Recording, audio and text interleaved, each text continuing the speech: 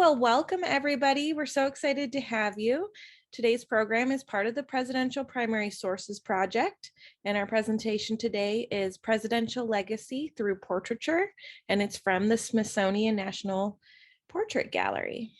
The Presidential Primary Sources Project is a collaboration between Internet 2, the National Archives, and the National Park Service. We do this series every year from January to the beginning of April. This is just a quick reminder, by participating today, you are agreeing to be recorded, streamed, and archived. We do keep all of our recordings on our YouTube channel for teachers and students to access later. Just some expectations for participation. We absolutely want you to participate as much as possible.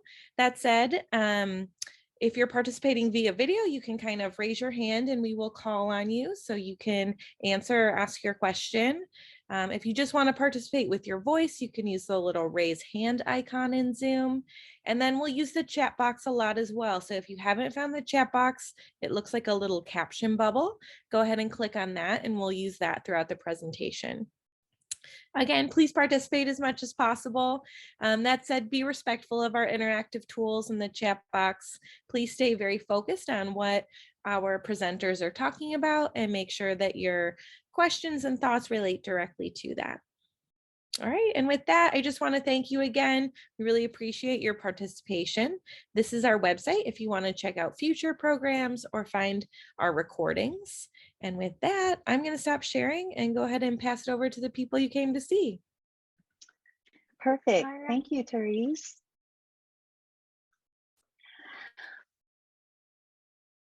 Well, I think are we ready to get started, Jocelyn? Yes, we are. So we are so glad to be with you, and we want to begin our program as we do with all of our programs, and that is with the land acknowledgement. Native peoples have made their homes and communities through what is now the United States for a very long time and still live here today. We are grateful to be on these lands at the museum or at our schools or homes. Well, as Therese said, my name is Jocelyn and my wonderful colleague Nicole is here as well, waving. And we are coming to you from Washington, D.C., and we're so excited to be sharing our museum with you, the National Portrait Gallery. And particularly, we'll be discussing presidential legacy through portraiture and highlighting the exhibition, America's Presidents. Now, I know Therese had also mentioned the program is super interactive. So we really want to hear from you either through the chat box or raising hands. We'll be asking you to unmute throughout the program as well. We are curious, can I see a show of hands or a quick yes or no if you think you've been to the National Portrait Gallery before?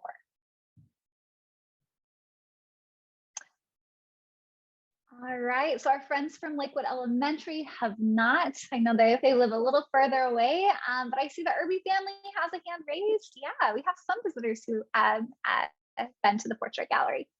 Awesome, wonderful. Well, hopefully those that haven't had a chance will have a chance one day to come. Well, I'm curious now, has anyone been to any Smithsonian museums? Yes or no in the chat box or hand raised if you think you've been to a Smithsonian museum. All right, again, the Irby family has been to a Smithsonian. Edgewood Intermediate, we've been a few students who've been to a Smithsonian museum, and one student from Miss Ambrosky's class. Wonderful. Good. Well, the reason I ask that is because the National Portrait Gallery is part of the Smithsonian Institution. Believe it or not, the Smithsonian Institution is the world's largest museum, education, research complex, and it includes 19 museums plus a national zoo. So it's a huge organization.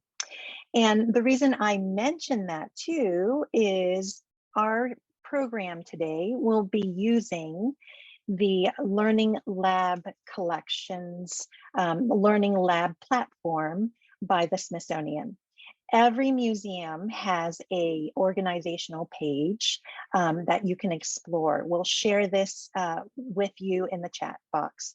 But just to give you a quick sense, this is our Learning Lab collection where you can search collections by topic, by theme, by exhibition, and they include artwork and portraits from our specific museum. All right, so with that, let's head on over to the portrait gallery. If you were to visit in person, this is what you would see on the outside. It is one of the oldest federal buildings in Washington, D.C., and it has seen a lot through its lifetime as a building. It started out in the mid 1800s as the patent office, and more recently in 1968, it became a museum. So let's head on into the building and you'll see the Kogard courtyard. It is quite vast, and it is about half the size of an American football field, so pretty big. It's a wonderful place to gather when you're not in the galleries. So the mission of the National Portrait Gallery, its job, is to tell the story of the United States through the individuals who helped shape it. And the museum does that by sharing its portraits. And every portrait tells a story. I'll explain a little bit more about what that means. But for now, I've been throwing around the word portrait quite a bit. So I want to make sure we're all understanding what a portrait is.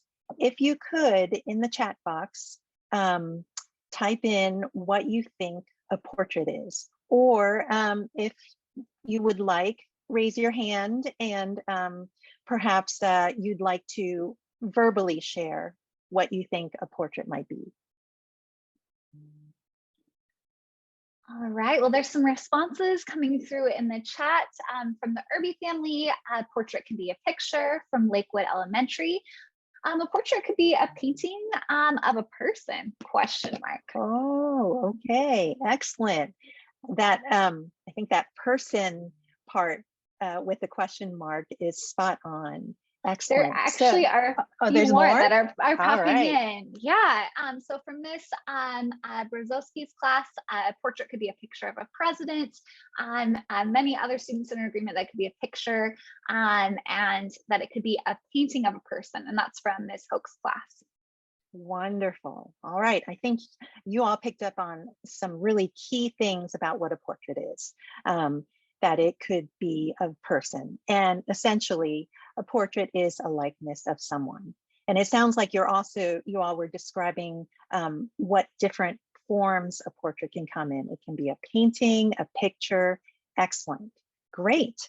Well, now that we know what a portrait is, I just wanted to kind of explain the whole portrait experience and how it involves three different parties. You've got the artist who created the portrait. Then you have the sitter, the individual in the portrait. And we call them the sitter, even though they may be standing or reclining, they're still considered the sitter, the person in the portrait. And who do you think the third party might be? You've got the artist, the sitter. Who's the third party? You want to put in the chat box who you think the third party might be, or raise your hand?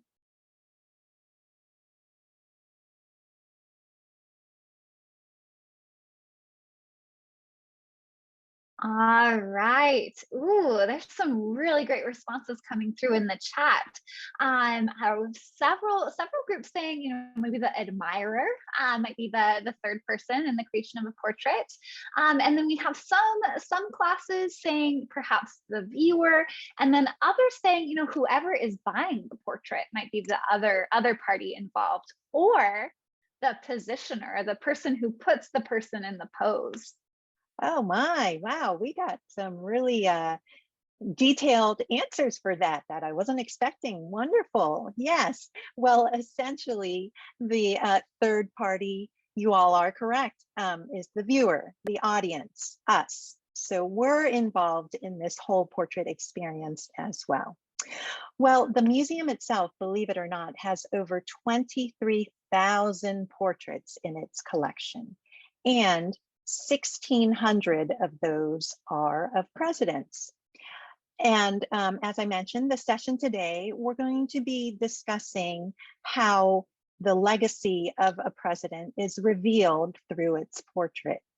We're going to spotlight 3 presidents, and we're going to look at 2 portraits of each of those presidents at different times of their career or their lifetime. So I just used the word legacy. It is kind of a big word. Any idea how you would define legacy? What is legacy?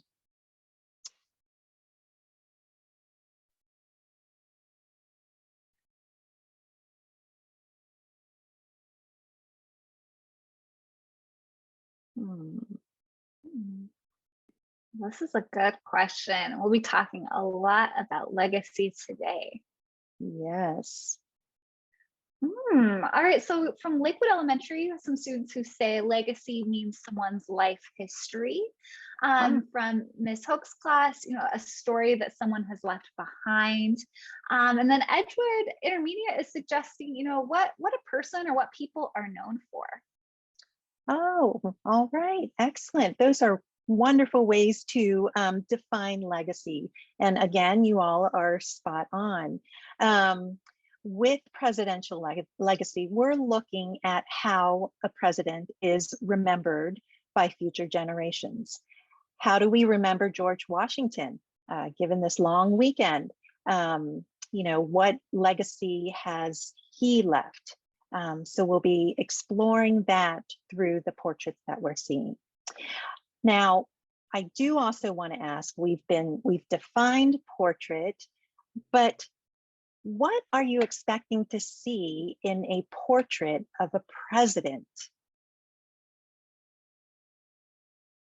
Go ahead and put in the chat box or raise your hand. What are you expecting to see when you look at a presidential portrait? All right, so answers are starting to pop in the chat. Edgewood Intermediate is suggesting their face. Lakewood Elementary is also thinking about faces of presidents, but thinking maybe about their facial expression, that it might be serious. Ooh. Some students are thinking about the clothes that a president might wear. Those might be in the portrait. From Ms. Hook's class, there might be curtains. The mood or the feeling of the portrait might be solemn, and that there might be, a dignified or important background or setting. Wow. I think we have some experts on reading portraits. That's wonderful. Well, I am just going to zip through this next section then, because what I wanted to talk about is that a portrait is a primary source. And though there may not be text or words on a portrait, you can actually explore and read it. And you can do that by using some tools, or we like to call them elements of portrayal. And it sounds like you all are already picking up on some of these elements. So I'll zip through them. What we usually do is look for these elements to analyze the portrait. They include facial expression, as you all said, pose, how the president or how the sitter may be standing or sitting. Do they have their arms on their hips, arms crossed? That tells a lot.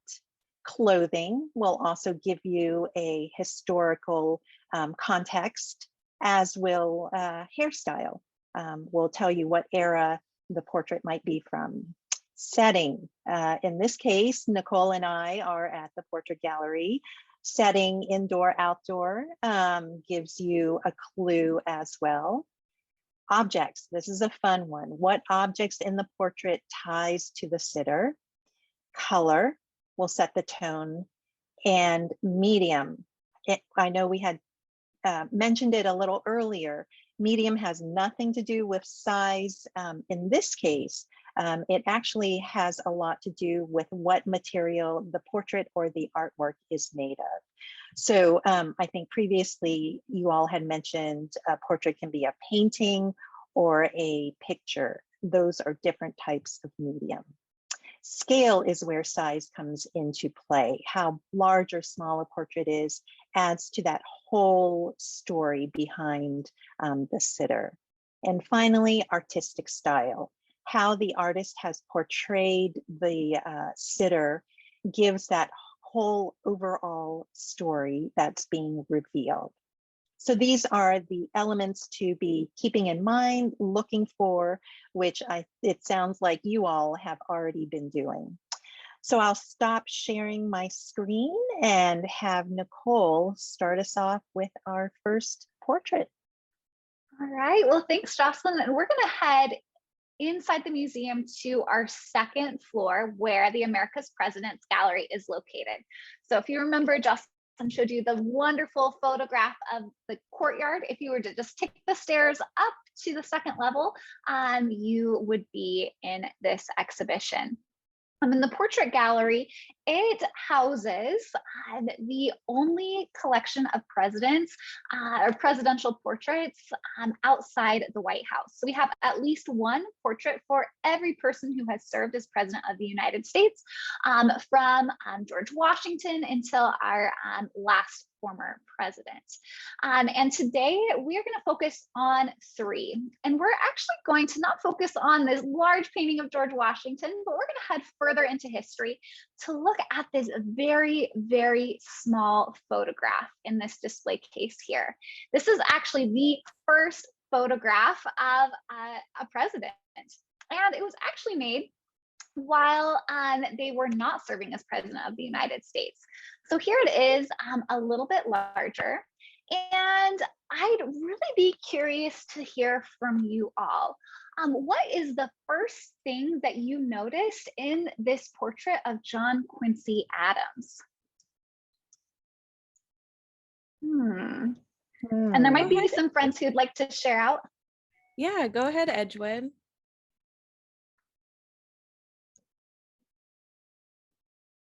I noticed it looks like he's sitting, it looked like it's a bit old, like it was made a long time ago. Yeah, what do you see that makes it look like it was made a long time ago? Or maybe like it's like a real picture of him, not painted. Ah, yeah, that's a really great observation. Nicole, we got a couple responses in the chat box. Lakewood Elementary said it looked black and white. And Mindy was being very honest in that he looks old and a little creepy. And then Lakewood also said he's got a serious face on as well. Edgewood, did you have another idea? Go ahead.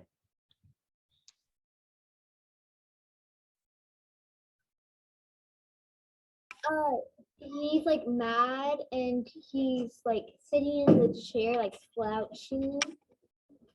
Yeah. Oh, I love how you recognize his pose. I'd actually challenge each of you to get in the same pose as John Quincy Adams, because his pose actually tells us a lot about how he was feeling the day he had this portrait made.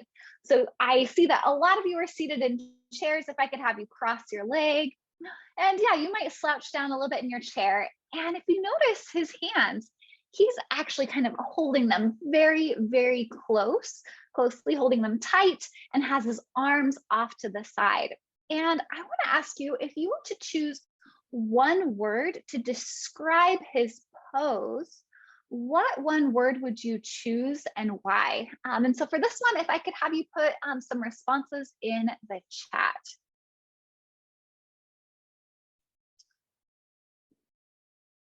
Ooh, we've got tense, grumpy, thoughtful. Okay, those are some great words. Yeah, thoughtful, tense, and grumpy. Excellent. Are there any more that have popped in? Oh yes, we've gotten angry and stiff. Ooh, stiff. All right, these are great words to describe. All right, so we've talked a bit about how John Quincy Adams might be feeling in this portrait. I'd now like for us to look to the background or setting. And what are some of the details that you notice about where he is? As they're putting that in, Nicole, there was another one that came in about how he looks worried. Ooh, great. And all right, so now they're coming in, they're seeing books, perhaps a fireplace, a door and a candle. Maybe he's in his house. Yeah, yeah, I like how you look to kind of the visual clues of the fireplace, the books, the lamp, even that carpet and the chair that he's sitting on, and how it looks like it might be, his home, or a place where people are comfortable. I like how you mentioned the books. If we think about books as a symbol, what do you think those books tell us about John Quincy Adams?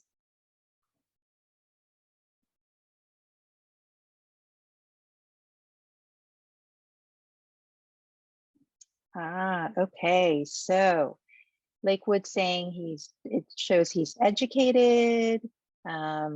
Jacqueline says perhaps he likes to read.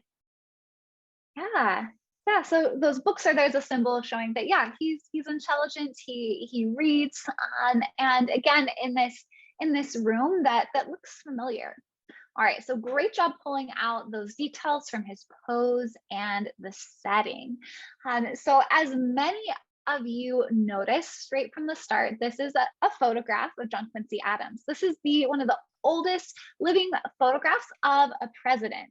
However, this was made after John Quincy Adams' presidency. He was president of the United States from 1825 until 1829. And this was made in 1843, excuse me, while he was working as a congressman for the state of Massachusetts. So he was working in the Capitol building, and at this time, photography was brand new, only a few years old, and he decided that he wanted to kind of experience this new form of technology. And so he left his office and he made the trek on Capitol Hill to the photographer's studio, Philip Haas. And it was a very cold day. He had bundled up, he'd even had his gloves on, and he was still cold once he got to the photographer's studio. And he was actually quite grumpy. We know this based on his diary, as well as some of the experiences of the other Congress people that he ran into at the photographer's studio. So while he was there, the photographer took 3 photographs of John Quincy Adams. And he took 3 because at the time, usually 2 out of every 3 photographs, they failed. So the photographer wanted to make sure that he at least had one that was right. Later in his journal, John Quincy Adams, he talked about this. He said that this photograph, he described it as a chemical process upon mercury, silver, and gold, and iodine, and that the operation performed only took half a minute, but is yet altogether incomprehensible to me. So John Quincy Adams, he was very much in awe with photography at this time. And even though he was grumpy that he had to leave his office and go out into the cold, he still knew that the importance of having his photograph taken so that people would know what he looked like. He actually gave this photograph that you see here to another congressperson, Horace Everett, who was there. And that photograph that stayed with his family up until it came to our museum about 5 years ago. So again, if we look back to his pose, yeah, he does look a little grumpy. And you also notice he might look a little cold. But I wanted to have us compare this portrait of John Quincy Adams with another one in our collection. So I'm going to pop it up over here on the left. And I first want to ask you, what do you notice between these two portraits that is the same or similar?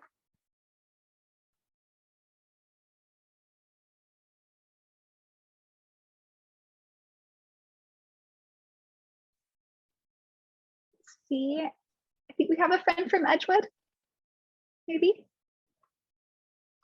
Nicole, we've got Lakewood saying they're still black and white. Oh, Mindy has noticed that their hands are in the same position. Ah, good similarity. Mm-hmm.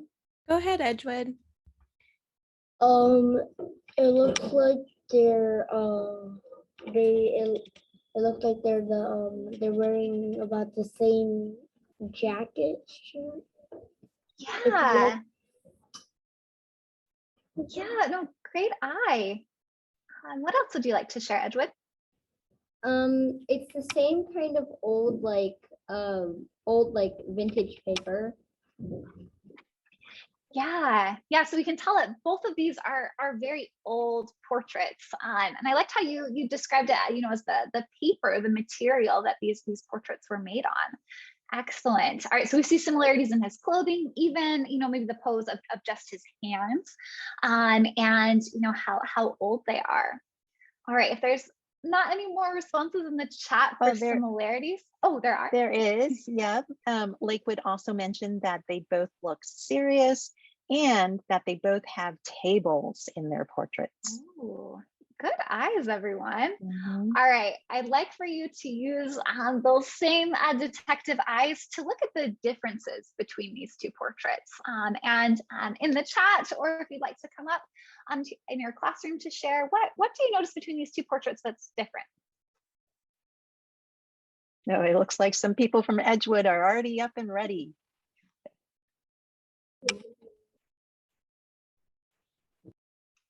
Go ahead, Edgewood. One looks like a silhouette, and the other is like a picture taken of John. Yeah, the medium or the material, or it's different. One is a photograph, and as you mentioned, a silhouette on the left. So great vocabulary. What other differences are students noticing? Well, in the chat box, it looks like one is standing and one is sitting.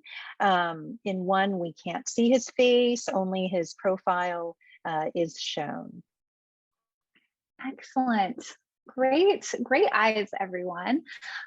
So as you mentioned, we're looking at a silhouette and a photograph, both of John Quincy Adams. The interesting thing about John Quincy Adams is that although he was the 6th president of the United States, much of his legacy today, or the things that he's remembered for, are the things that he did as a congressman for the state of Massachusetts. And so there's many portraits that celebrate his accomplishments, perhaps more so as a congressman than as a president of the United States. Many portrait artists chose to include books, telescopes, or other objects that represented knowledge.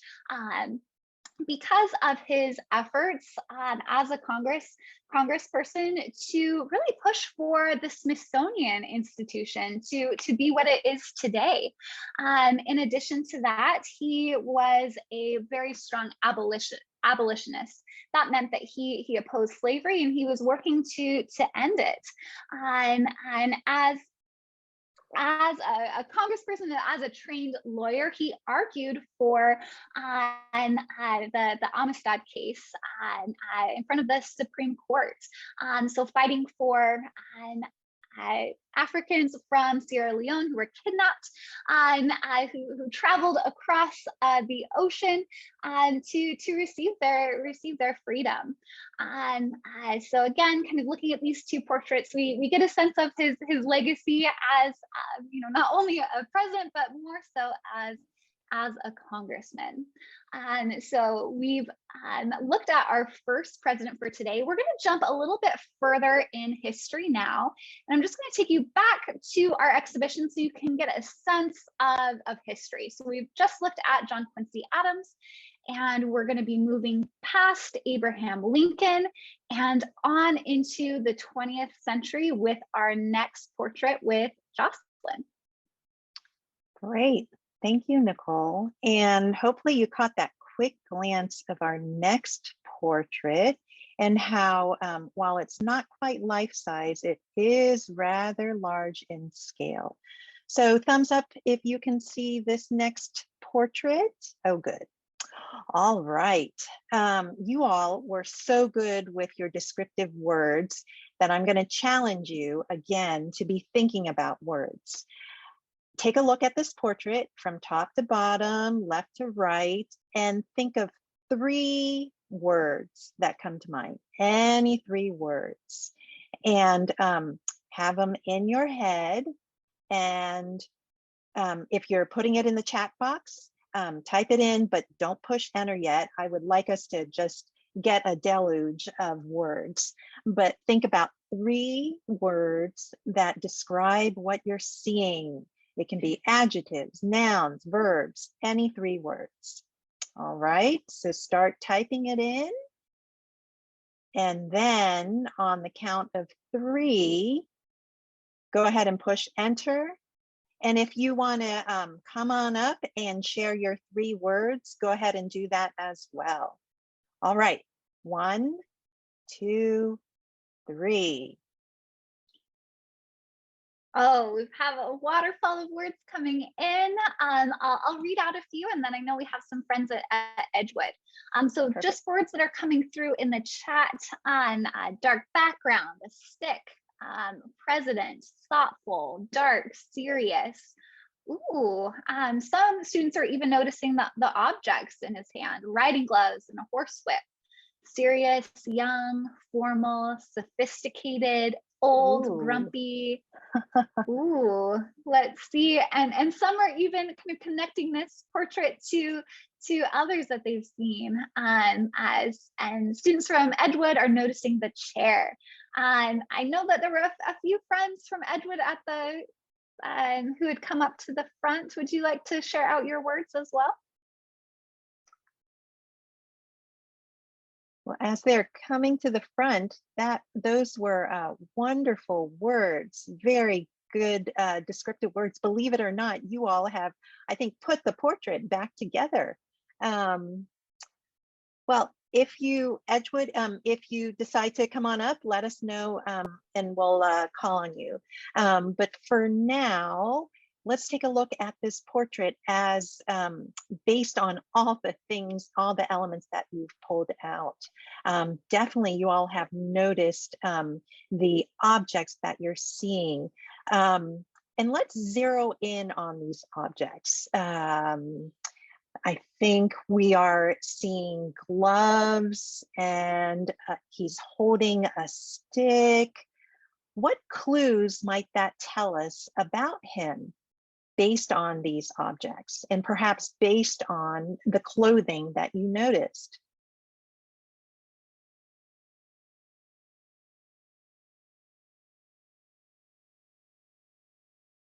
What could these objects be used for? That's a good question. Some students are thinking his clothing might tell us that it's cold outside. Students from Edgewood are saying that it tells us that he's formal. Ah, okay, interesting. All right, well, how about I give you a clue? This is our 26th president, Theodore Roosevelt, and he was known for someone, actually a senator had joked about how if you wanted to get anywhere with Theodore Roosevelt, you needed to own or have a horse. So given that clue, what do you think now his clothing and that stick might have to do with? If someone said, if you really want to get anywhere with Roosevelt, you got to own a horse. All right. Well, as those responses are coming in, Ms. Cook's class had a really wonderful connection between this portrait that we see here of Theodore Roosevelt and how he has been in lots of movies. But in terms of those objects, I'm thinking about how he likes to ride horses. All right, excellent. Oh, and I'm so glad you all seem familiar with his image. Yes, the object in his hand, he's got gloves and a riding stick. And so, yes, what he's wearing as well is associated with riding horses. So just to give you a bit of context with this portrait, it is actually a copy of a portrait that was created in 1908. Now, this is the last year of Roosevelt's term as president. He's been in the office for close to 8 years already, and he was considered the very first celebrity president of the 20th century. So his image was out there in the public. He was having to sit for lots of portraits. He was getting lots of photographs taken of him. So he was getting pretty tired of being in the limelight. But he agreed to sit for this portrait by the artist Philip de Laszlo. Now, de Laszlo was aware that Roosevelt might not be thrilled about having to sit for hours for a portrait. So de Laszlo did a few things. He had people come in and talk to him while he was sitting. He even got his own wife to play the violin for Roosevelt. And so another key thing that de Laszlo allowed Roosevelt to do was to choose his own clothing. Now, Roosevelt knew this was going to be a portrait that was going to be seen. And so even though he knew that, he chose to be shown in his riding clothing.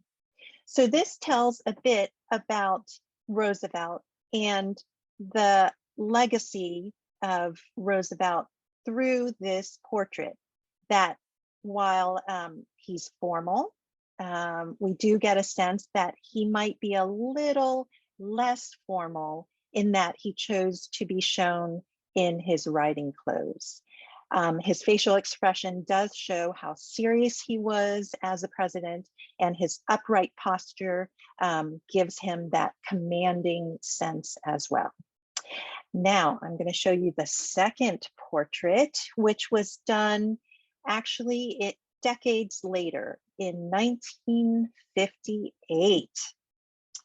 And let's see how this portrait reveals his legacy. There is a lot here to look at. And I would like you to zero in, choose one object in the portrait. Okay, zero in on one. And as you're zeroing in on that one, what are you thinking about that one object? And then as you're thinking about that object, what are you wondering about it?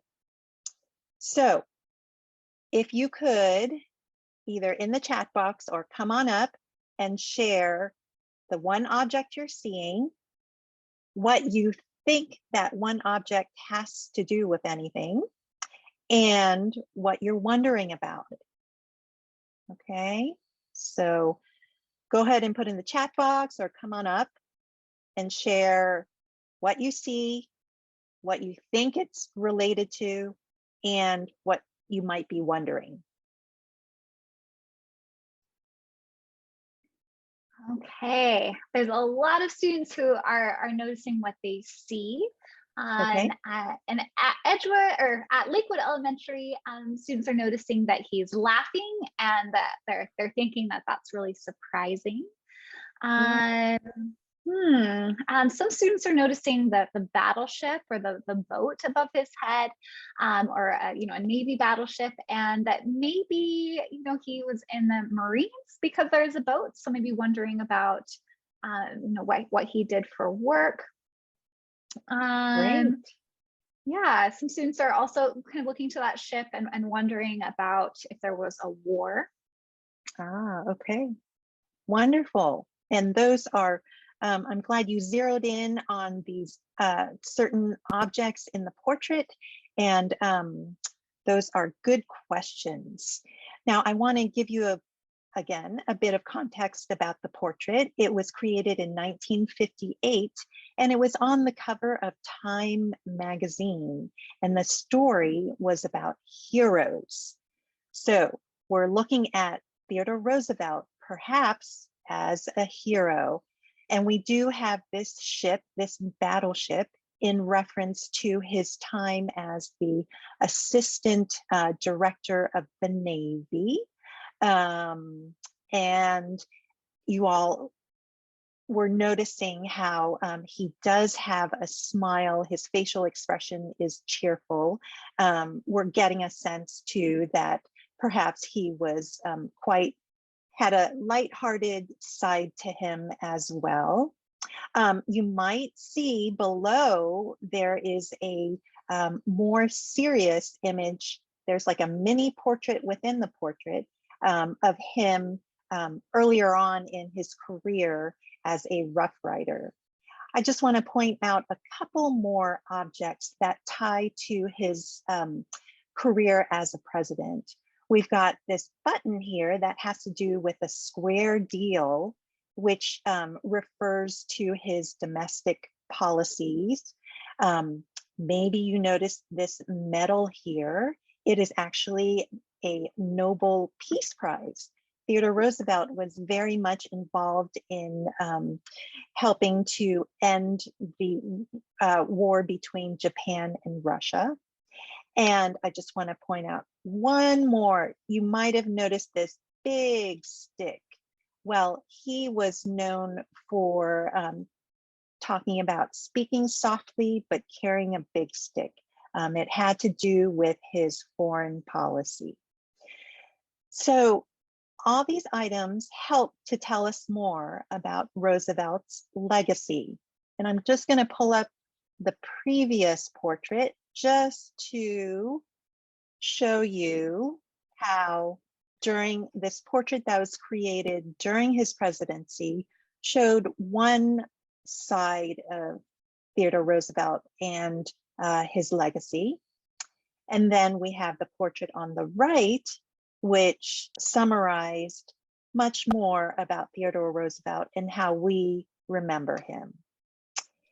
And with that, I'm going to stop sharing and have Nicole share our final set of portraits. Okay, there was a question about the blue ribbons on the portrait of Theodore Roosevelt, and wondering, maybe why those were included in the portrait.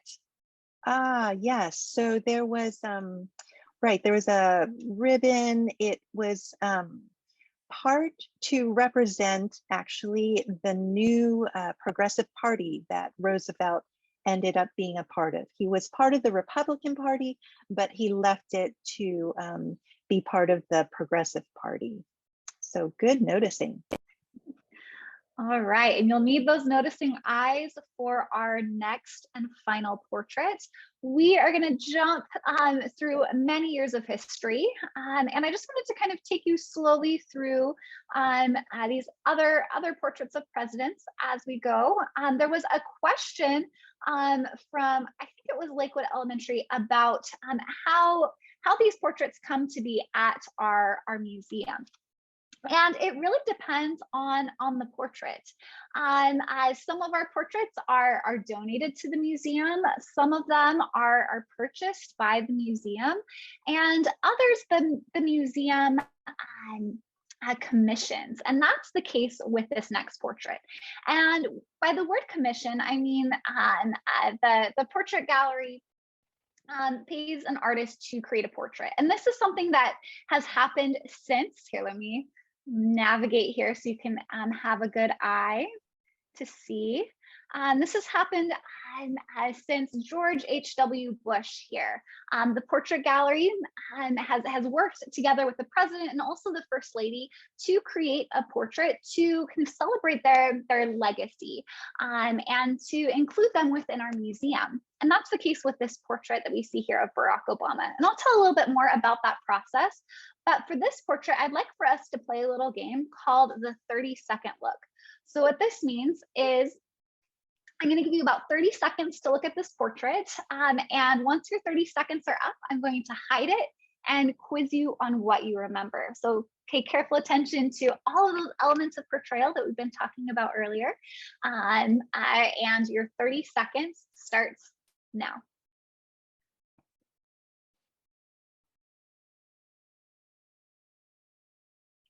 For those of you that are in the classroom, I'm going to zoom in so you can see some of these details a little bit more closely.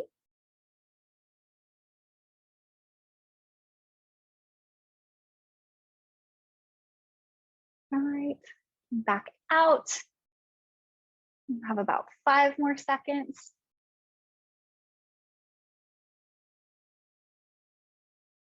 All right, time is up. So I'm going to hide the portrait. I have a few questions for you. I see that some of you are in the classroom. Could you show me with your body what Barack Obama's pose was? Was he standing up? No. Ooh, yeah, Edward, I see that. Yeah, you are seated in your chair. Your arms are folded and they're rested on your knees in front of you, and you're looking straight out. Excellent. All right. This question will be one that we can answer in the chat. Looking closely, or remembering our close look with the portrait, what was our sitter wearing? What did their clothes look like?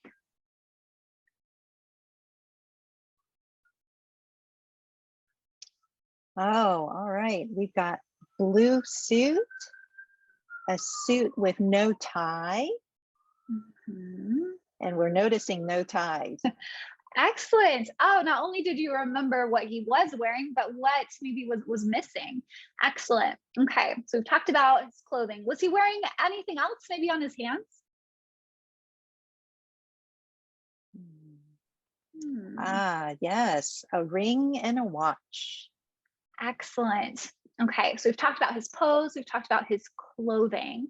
How would you describe the chair that he was sitting on? So maybe what colors, what shapes, what lines did you notice? Oh, all right. Noticing wood, that it's a wooden chair, that it's brown, that it's carved. Ooh, good eye for detail. Yeah. Okay, so in a blue, or not a blue, a brown carved chair. All right, now looking to that background, what did you notice in the background?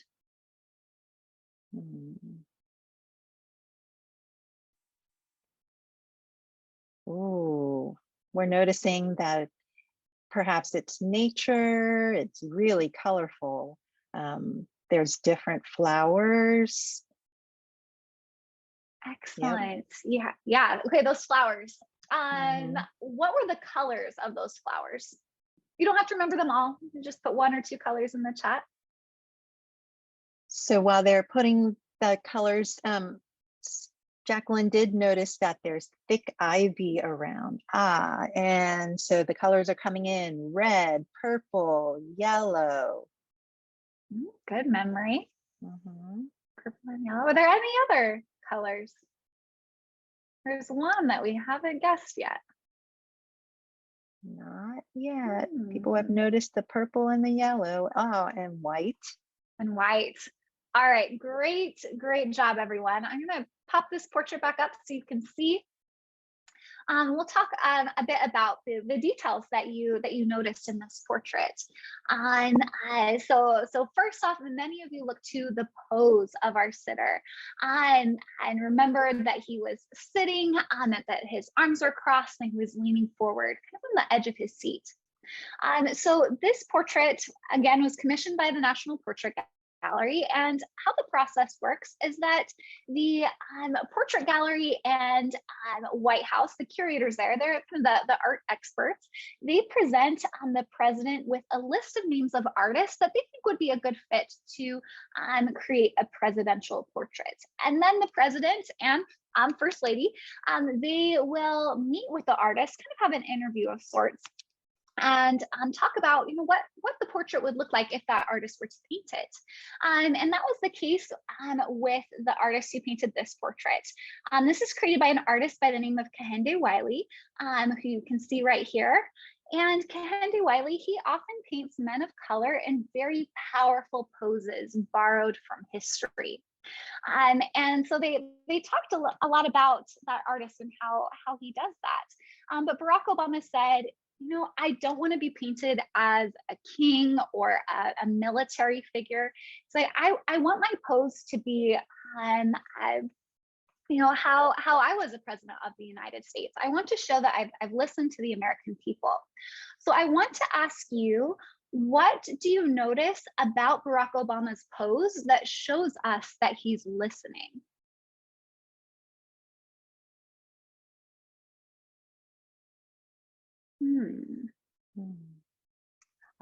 Lakewood says the eye contact is showing that. Yeah, we call that the gaze, where the person's looking in the portrait. And if you were to come and see this portrait in person, his eyes look like they are looking right at you no matter where you're standing. All right, what else? Oh, and Lakewood has noticed that he's leaning forward, as did Edgewood, and that he's got that eye contact and forward leaning. Excellent. Oh, these are all great responses. So looking to his clothing, another element that Barack Obama wanted to include was that, or he did not want to include, was a tie, to also show that he's willing to sit down and listen to someone for a long period of time. So he felt that by taking off that tie, it would accomplish that goal. When this portrait was first unveiled, that means when everyone saw it for the first time, there were a lot of people who were quite puzzled by the background, and that the background wasn't something that would be seen in a presidential portrait. And so the artist talked about these flowers. So all of these flowers tell us about the places where Barack Obama has lived, or where his family has lived. So there's purple African lilies, which symbolize his father, who was born in Kenya. Rosebuds, which are a symbol of courage. Jasmine, which grows in Hawaii, which is where he was born. And I went to school. So when he was the same age as you, he lived in Hawaii. And then finally, chrysanthemum flowers, which are the official flower of the city of Chicago, which is where Barack Obama started his family, and also where he decided that he would be wanted to be a president of the United States. So all of the symbols in the background here, just like the symbols in the other portraits that we were looking at, tell his story. All right, and I know we are getting low on time, but I just wanted to quickly show you several other portraits in our collection of Barack Obama. So we can see here, this is a poster made during his election, and you can see how it has a similar facial expression, as well as this portrait, which is 3D printed. And again, with these presidential portraits, kind of sharing a president's legacy, and we know what they choose to be remembered for in the case of commissioned portraits, or what an artist wants to tell us of their story. So with that brings us to the end of our time today. But I just wanted to give you all a very big thank you for all of your participation and ideas that you shared with us today. And I hope that whenever you're in Washington, D.C., you can make a stop at the Portrait Gallery. And if we have a few more moments, if you have any questions that you'd like to ask Jocelyn or I, we'd be happy to answer those.